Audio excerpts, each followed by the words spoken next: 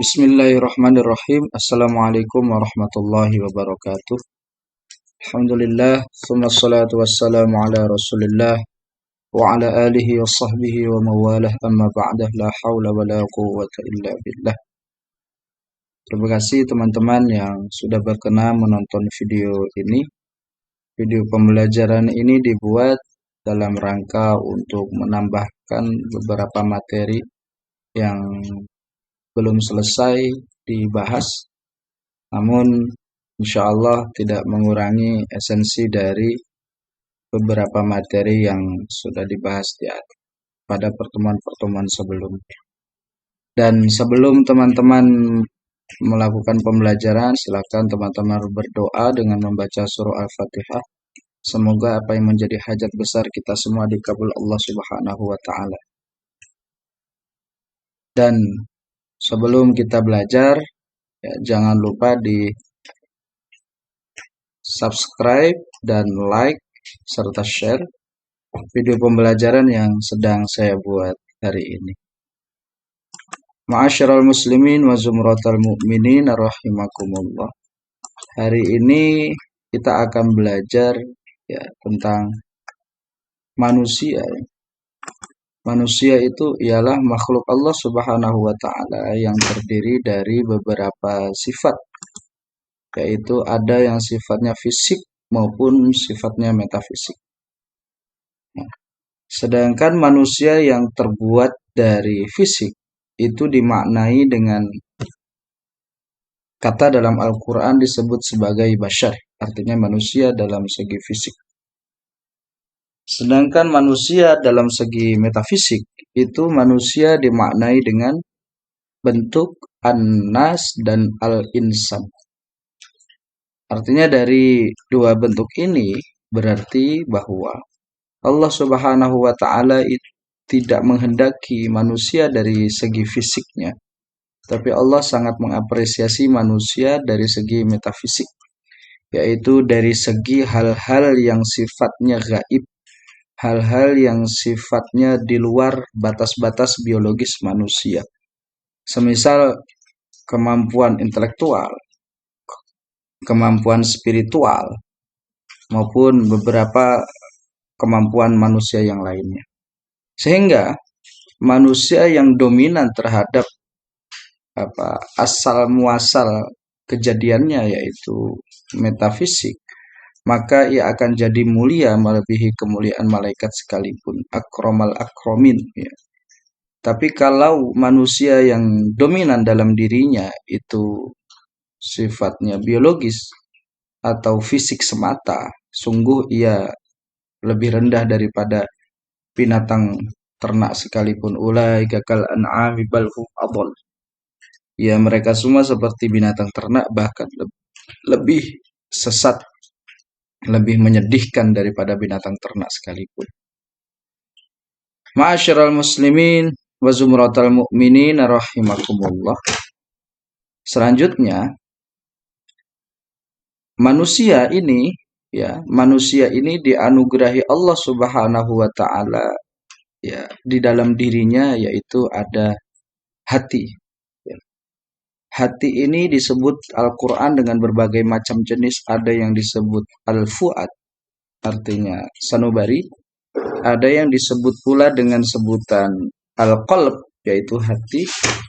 Ada yang disebut dengan An-Nafs. An-Nafs itu jiwa.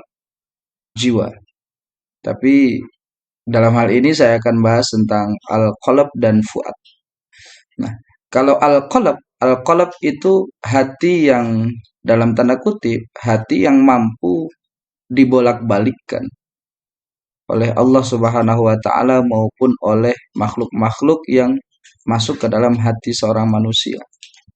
Ya, makanya julukannya Al-Qalb. Al-Qalb yaitu sesuatu yang terbolak-balik. Hari ini, detik ini ia akan jadi baik, detik ini pula ia mampu menjadi sesuatu yang buruk. Itu hati. Al-Qalb. Sedangkan Fu'ad itu dimaknai sebagai hati nurani atau sanubari. Ya. Sanubari ini tidak pernah rusak, tidak pernah jelek, tidak pernah maksiat. Ia berisikan nurul malaikah, cahaya-cahaya kemalaikatan. Karena apa? Karena di dalam fuad ini Allah berikan ruh, yaitu cahaya ketuhanan dalam fuad kita. Sehingga kemudian hati nurani ini sedikit pun tidak akan pernah mengarahkan maupun mengalahkan kita semua menjadi seseorang yang ahli bermaksiat maupun yang pendosa. Makanya ada kata Nabi, istafti qalbak, tanyalah hatimu. Nah, maksud itu ya hati nurani. Ya, kalau kita mau maksiat biasanya kan ada pertentangan, lakukan atau tidak lakukan. Nah, ketika melakukan maksiat berarti hati kolabnya ini sedang ditumpangi oleh kepentingan-kepentingan setan, kepentingan maksiat. Jikalau kita lebih dominan kepada kepentingan-kepentingan baik atau al-khair, berarti hati serta fuad, qalb serta fuad ini ditumpangi oleh kepentingan-kepentingan malaikat atau kepentingan kebaikan. Nah, hati itu terbagi dalam Al-Quran menjadi 3 jenis, yaitu ada as-sihah, ada yang sakit atau marad, ada yang mati.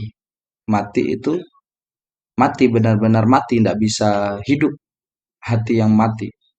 Nah, hati yang sehat itu seperti apa? Dikatakan dalam Al-Quran, alladzina amanu wa tatma'innu qulubuhum bidzikrillah ala bidzikrillahi tatma'innul qulub. Hati yang sehat itu hati yang digunakan, senantiasa digunakan untuk zikir kepada Allah Subhanahu wa taala. Zikir kepada Allah Subhanahu wa taala sehingga kemudian hati ini memiliki ketenangan jiwa, menjadikan jiwa-jiwa sang pemiliknya ini menjadi tenang. Nah, itu hati yang sehat. Hati yang mampu dekat kepada Allah, hati yang mudah sekali untuk menerima kebaikan, hati yang mudah sekali untuk menerima masukan, hati yang gampang sekali menangis terhadap perbuatan-perbuatan maksiat, itu hati yang sehat. Hati yang sehat. Makanya teman-teman semua, ya, kalau ingin tahu hatimu sehat atau tidak, perhatikan. Kemudian selanjutnya ada hati yang sakit. Hati yang sakit itu hati yang apa? Fi qulubihim maradun fazadahumullahu maradu. Di hati mereka itu ada hati yang sakit. Hati yang sakit dan Allah justru tambah hati yang sakit itu dengan kesakitan yang luar biasa. Nah, hati yang sakit itu tuh apa? Hati yang punya iri, hati yang dengki, hasud, takabur, sombong, sum'ah, ujub, dan lain sebagainya. Ria, ini hati yang sakit. Termasuk di dalamnya nanti apa penyakit, terutama penyakit-penyakit sombong ya, penyakit sum'ah, ujub. Ini penyakit yang luar biasa, susah sekali untuk mengobatinya, susah sekali. Nah, hati yang sakit ini tipe pengobatannya seperti apa? Tipe pengobatannya itu pertama sering-seringlah membaca Al-Quran. Kalau orang yang sering baca Quran, insya Allah hatinya itu akan cepat sehat, cepat sembuh. Karena memang obatnya hati itu hanya baca Quran. Hanya baca Al-Quran.